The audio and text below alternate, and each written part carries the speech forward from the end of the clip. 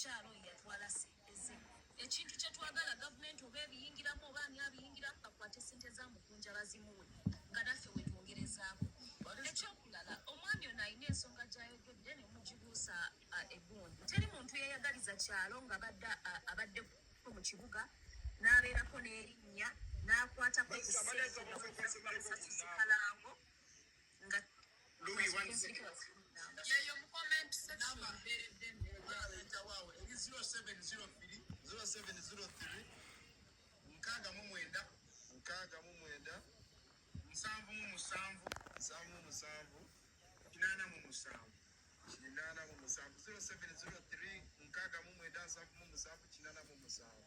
ng'ereka Florence mwenna abateekako ssente nziraba ab'enkumi 5 nziraba etadde Florence nayeyo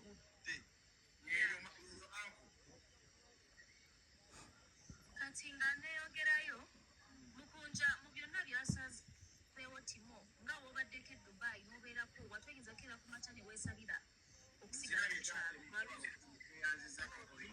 olwakadde wetakozi mubadde kiro ejjanja kumuwayo emitwalo emirala 3 nga neyanza nnyo tulabe ekinaabawo kye tujja okugoberera naye nga Mukunja muganda wange katusabe byonna bitereere nga neyanza nnyo blaza mwebale nnyo mwebalire ddala bannange.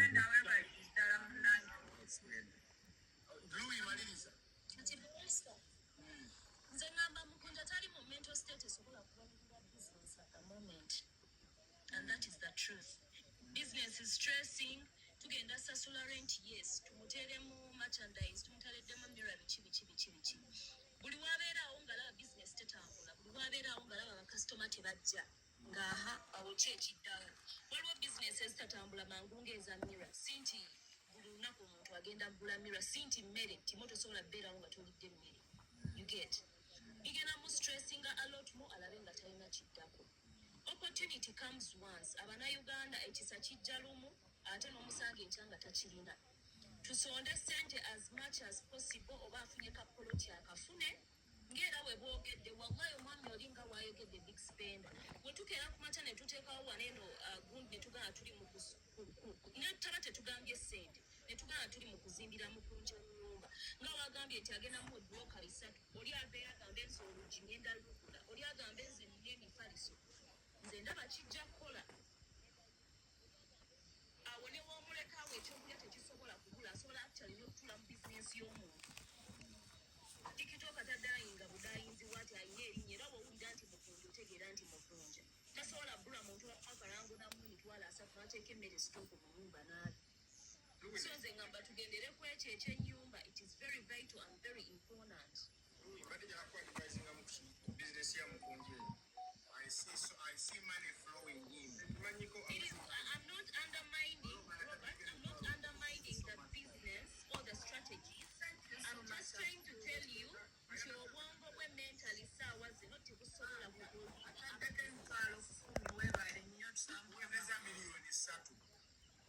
Thank you. Kati ekirala nze okwongerezako ku kintu kya Louis Light. Louis okwongerezako Louis okwongeza ku kyobadde oyogera ekya mentally something biki n'ebirala era nawe oyinza obba oli mutuufu mu ngeri omanyi buli omu kyateesa kituufu naye nze ono ngamba singa amala okuva eno nadde Kampala isooka agenda bba akomyewo mu bakyaliibe ffe abagenda okuba okumpi awo. Ekyokubiri nze mbadde njagala nnwane nnyo akomewo eri bakyaliibe ab'oku TikTok addemu abeere active abe n'essimu biki gy'asobola okukozesa obulungi nga ne data amuyina kijjako endeeza ku bya stress and so on. Ekyokusatu kamaleyo katini kankumalireyo then ekino kiriro ekyokusatu nze kyemmanyi mukunjagala nnyo music mbali njaga ne music tuddeyo bijja genda bikendera mpola nga wagenda agezaako okusetinga nga ne programs endala bwe zitambula. That's why nze mbadde ngambye fe abasobola ebya social media TikTok o YouTube biki n'ebirala fe tumuyambe side eyo nammwe mukwasaganye side endala mujja genda olaba nga tukigattagatta kubanga mugambye mukisa gujja lumu era gujja lumu mukitegeera That's why nze mbadde njagala nnyo mikwano gye giri mu music. Nalabanga nnyo wano mukunja yemu ali ku bintu bya Wuma kwesimbawo Cindy ne King Saha. Walinga nnyo ku King Saha. King Saha yakamala okukola ekivulu. These people they can come out ne bakusika ku mukono. Musically oba munfuna. Nze katolaba nze kyemmanyi ku bintu ebiyinza okukendeza ku stress ya mukunja ku kyemmanyi kabeba kabono katiko kabaani kubanga omuntu akomyeyo ku kitimba ng'akoze kyayina nga talenti ngazzemu okuba tiktoka ng'akola n'obulango busobola okujja ku speed run numbers kati eziriwo ne music mu studio era nze mbadde njagala mukeeze enkya.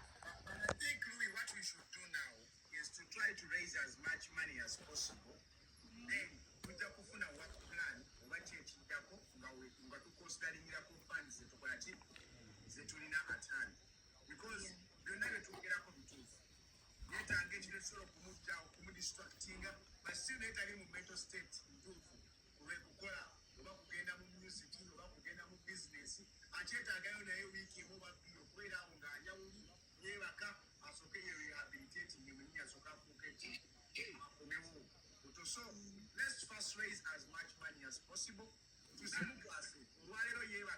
okay. Thank you guys for the people contributing.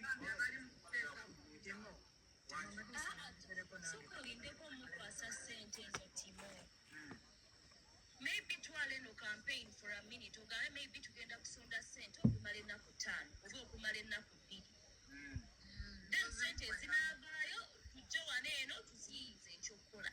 Okay, nakyo si akoloni badde ogamba ki banaye mujje baleko kale najeebale temuweebala omutima guno omulungi ndowooza era bwe gukusookwerako ku live yo kubanga mbadde njikubeera kuva weyatandise mukunja nze nganze omuntu mwagala naye simumiitingangako era afunye omukisa okuba nti nno nzizeeko wano nga lwakuba nzize mu mbeera nti naade yeetaaga buyambi nze nganze Kimbroni nja kusaba Timo ekiteeso ekiriwo nganze kyembadde nteesa nti bwe kiba nga kibadde nkyakujja mukunja mu kyalo tusooke tumugyeyo agende e Kampala then tuteese ebinaaba bizzeeko nga bwe muba mudde muteesezza kyekirala nze nganze Roni Timo ngenda kuwa emitwalo 10 enkya ku makya ngenda kujja awo ku kizimbe ky'okuba nkusula kumpi wano sirina mobile money bambi weebale ngenda okusobola ku busobozi bwange ngenda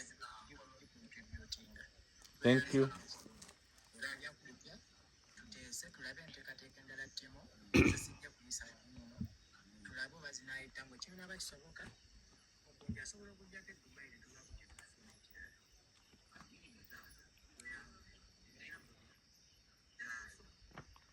Oyo alina kampuni ya visa gy'akolera osanga yandyagadde okuleeta omukungu eweeru waliwo omukyalo omunamulimusemba jona joan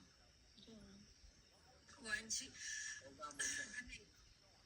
sigamba bazimwe malamusizaako mwenna nze ekiteeso ekyange kyendaba like nga sinaba kugamba sente zengenda sonda ozo like zengenda teekako nze kyendaba ekigenda okuvaringa like mukunja ave mu vidi mu kyalo amalova mu kyalo atuuke wagenda otuukira abeerewo ahiringe bulungi ekimuluma like asooka stabilizing then if possible I would recommend maybe a psychologist ayogereko naye you know afune agetinge stable into his mental health and physical health yes like ekyo bwe kiggwa then asooka alabe what exactly he wants from the bottom of his heart you know because sente zonna ziri oba zigenda kusondebwa tugenda kuzisonda naye asooka amanye kiki kyayagala exactly to come back to the social life or to settle down and then at starting obulamu obuli private oba akole business you understand because like Louis agambyemu like sente zijja koma wano buli omu amuteeseze kyaba akola that's not right because he's first of all agambye he's a matured person like exceeding emyaka 25 and above so that means he really knows what he wants because abadde mu both sides both the like the light or the celebrity life and then the lonely life so I'm quite sure he knows what exactly he wants so after us contributing the money bazimuwe after his like after just after like maybe business proposal bagenda omuyambako whatever the case, then he does the business and he needs to have a source of income regardless of any situation.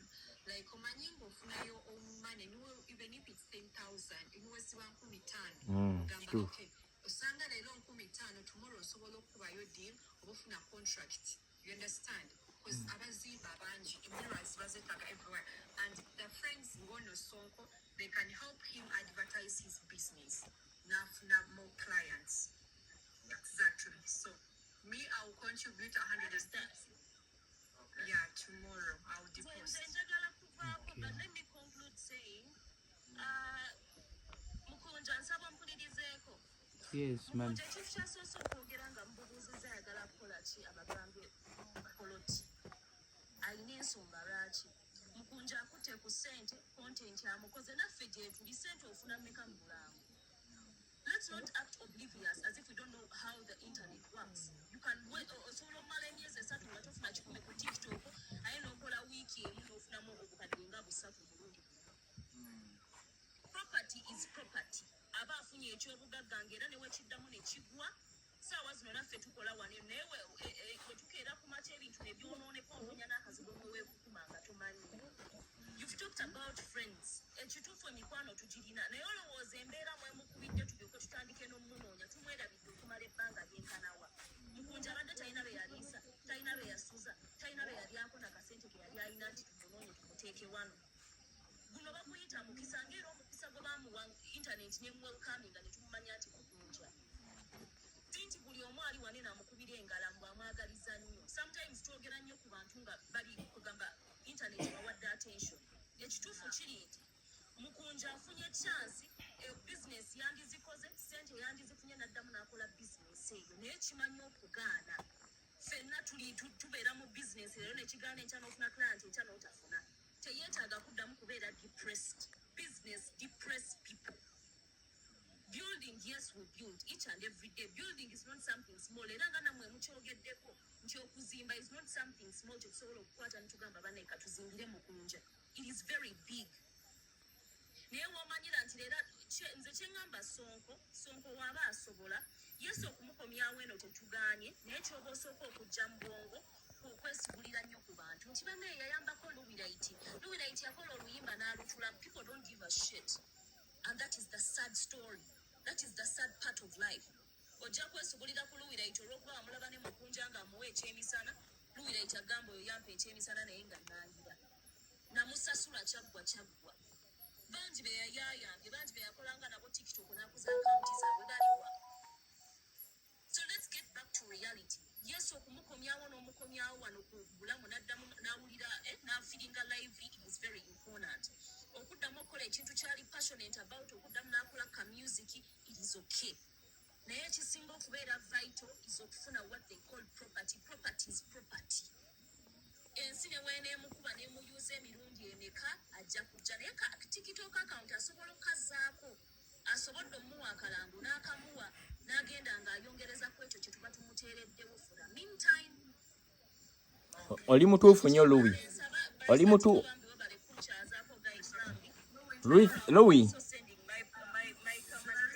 Louis, thank you so much. Thank you so much Louis. Ensonga yerimu eggumba ntuufu nnyo. Naye waliwo ebintu ebimu like ebyo nga tebijja tu stressinga nze bibiri. Alina okeera ku TikTok enkya ate we nfunamu amaanyi mukeeza mu studio. Mwe ebirala byonna mu biteese nze ngenda kukola ebyo.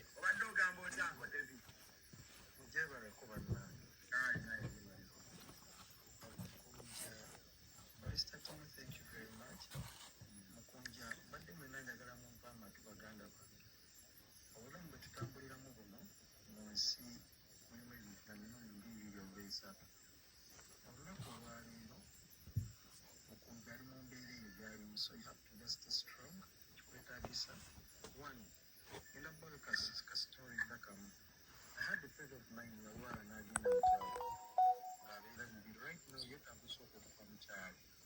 Right to cry in child child zimwe ati kiteko muntu close in so mukunja tu waba budde mutagala kumaweka Kampala so wako business wise kubanga olunaku olwaleero tumuwadde obudde olunaku oluddako abantu bajja kulabira ebirowoozo ebirala n'ebizibu ebirala so waba akomyewo e Kampala tulina kusooka kuteekawo kiki ekisalusitaining okubanga afuna ekyokulya right now embeera gy'alimu olina okuba ng'ovula eddagala ng'ofuna ekyokulya so waba oleka n'ekitono kikyala alinamu experience kuba kati naye embeera gy'alimu kati akimanyi nina kubanga nkola nalina ekitono ekyo kyennyingiza ebirala byonna ebyo neeyongererako kweyongera mu maaso kuba reason being naye tukera ku mata n'ogula ploti ploti tebagirya naye byonna bijja luvannyuma kuba ffenna tumala kwekoona ne tujjukira okubuuka so nze kyenyina mu kirowoozo kyennina ekirungi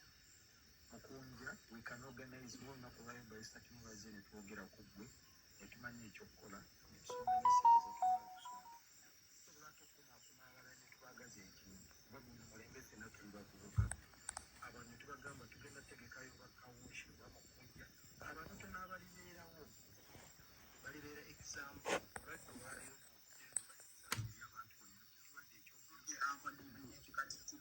tutukire ku point kati mumuyambye tutya bannange egamba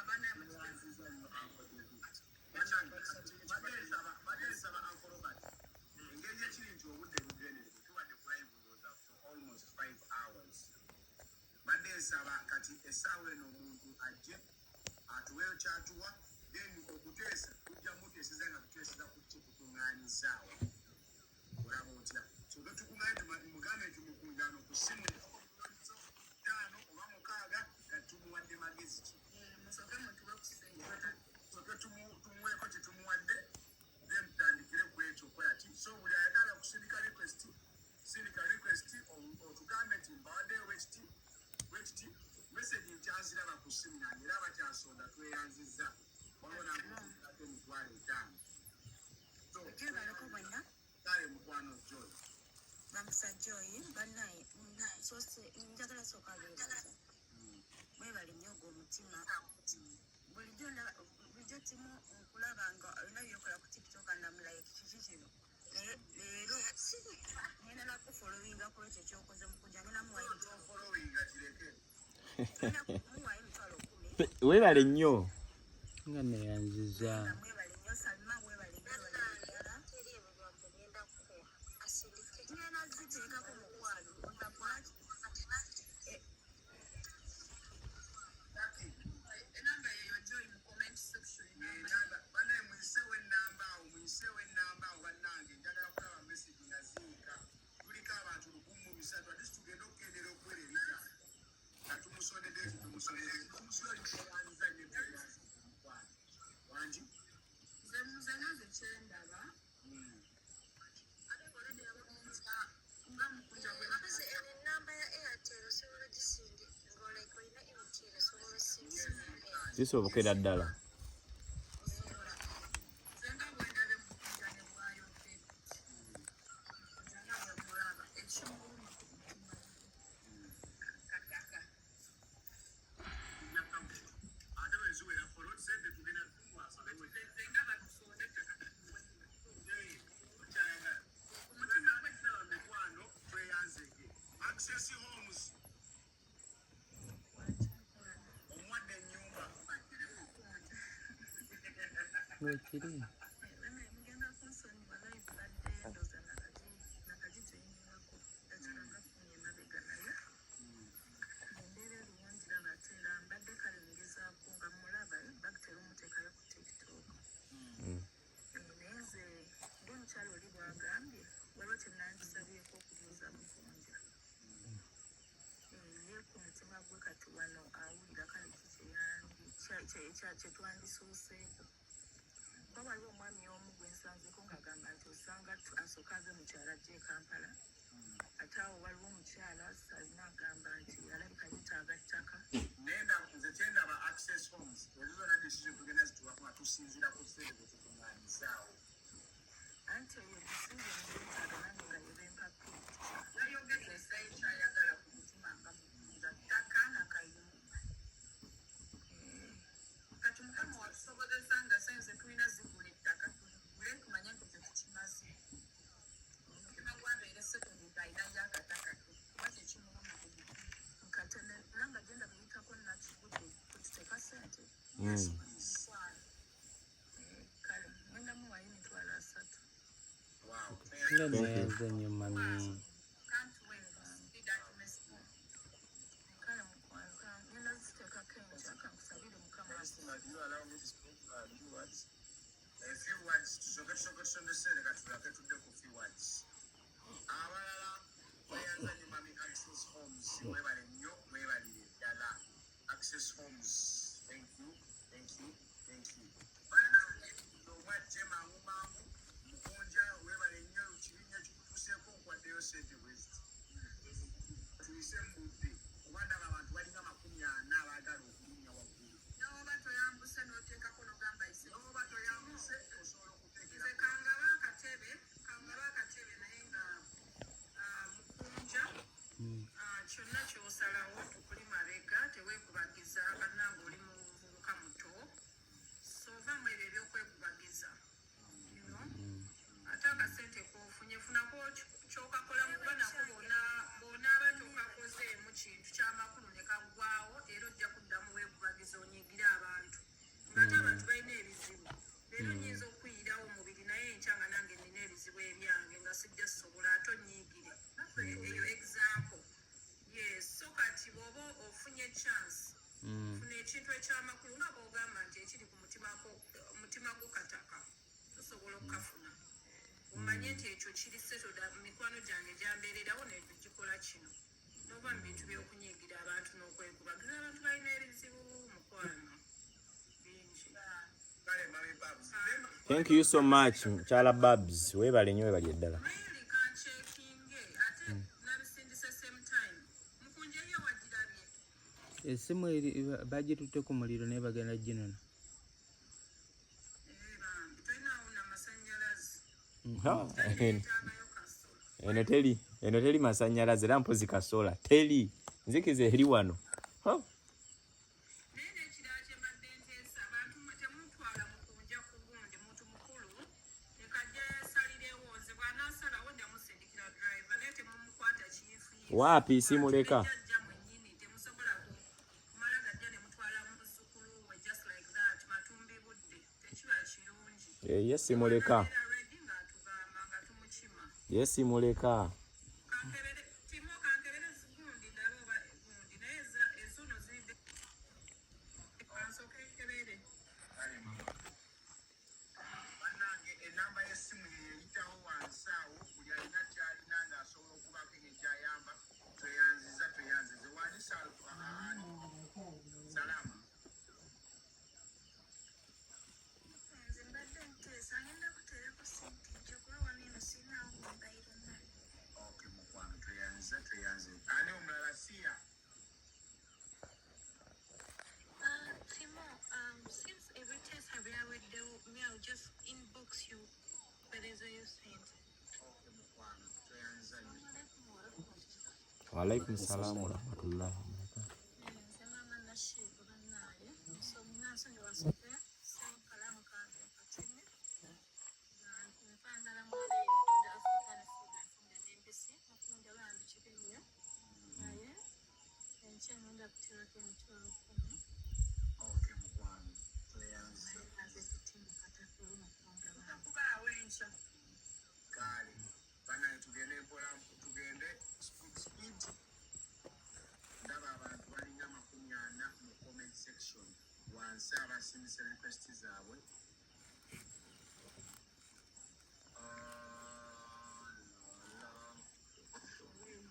linda kosayi agambye eki buku I owe you 1 Ajja kuwayo miliyoni 1. naye nga neyanziza Tanaatuuka tujja kuba namba yagezayawa mami saya nga neyanziza nnyo saya mwena banaye nga neyanziza nakuteereddeko lanchi lusaya Aichawo n'okolera live bambi tugulire essaawa mmeka mbeeredde natulina kuba kati obudde bugereza abamu tetulina ku mobile money. we can't wait to see the message Essaawa mmeka live zegenda otandikirako abamu abasobola okufuna akasente bakatandika live zegenda otandikirako abamu. Kale mukwano tujja kuba tukola Mami Babs, umesente yazisindise nite zinaba just kutuka one. Nenga asindikide screenshot ziri mu progress. Wow. Zinaba zituse just Yeah, it's in progress. Naye zamukunja zatuse zindaga delivered.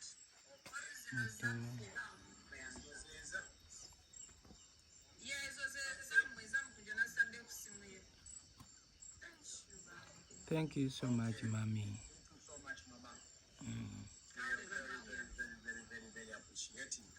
Lembagala nnyo naye kwani jasibanga bakatebe. Baby, here you go.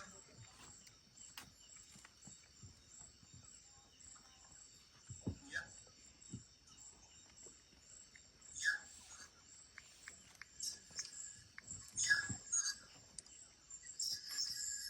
Okay.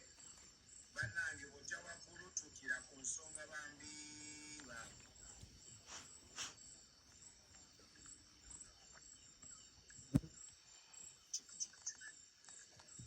Wanji nyabo. Balusitambulira muto.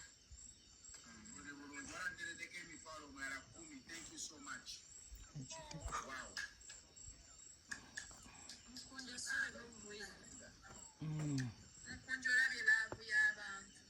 Bannange bantu mu oba ngenda beebaza ntya simanyi nangeri gye ngenda beebazaamu. Tulina miliyoni 3. Twebaze ng'ogudde mu kyalo. Tulina miliyoni 3 mu emitwalo 3 essaawa eno. Tugenda kuwona kuno. Tusobola okukola obuna bannange nga bwe tugenda okwebaga. Bannange mangu mangu. Ffe twagala tweyanza, ffe twagala ogende Kampala twagaza kyokka.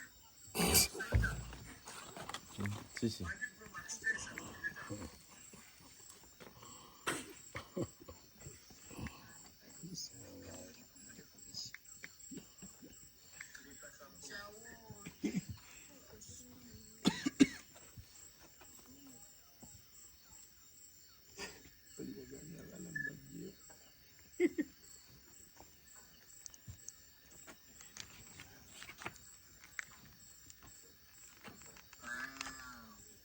Mukunja genda e Kampala abantu bagenda abantu bwe bali abalumiringa okuyamba naye bagenda kuyambira wali bakulabirako.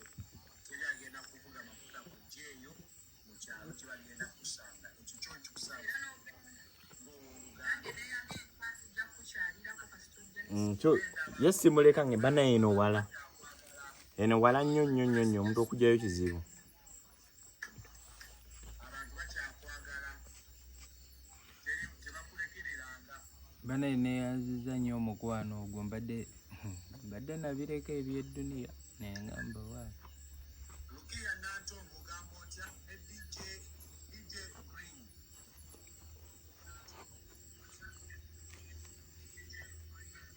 I see so many people abasindise request yayo. Bwe mbamala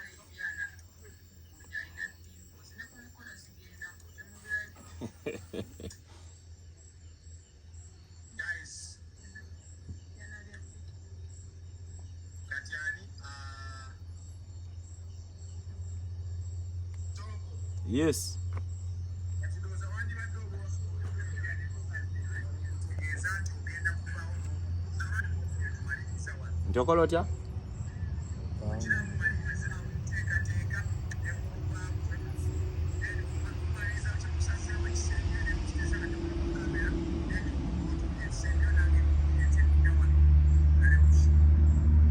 Tuteeseemu like ekiri final engeri gye tugendamu naye nga namwe woogattagatta eyo.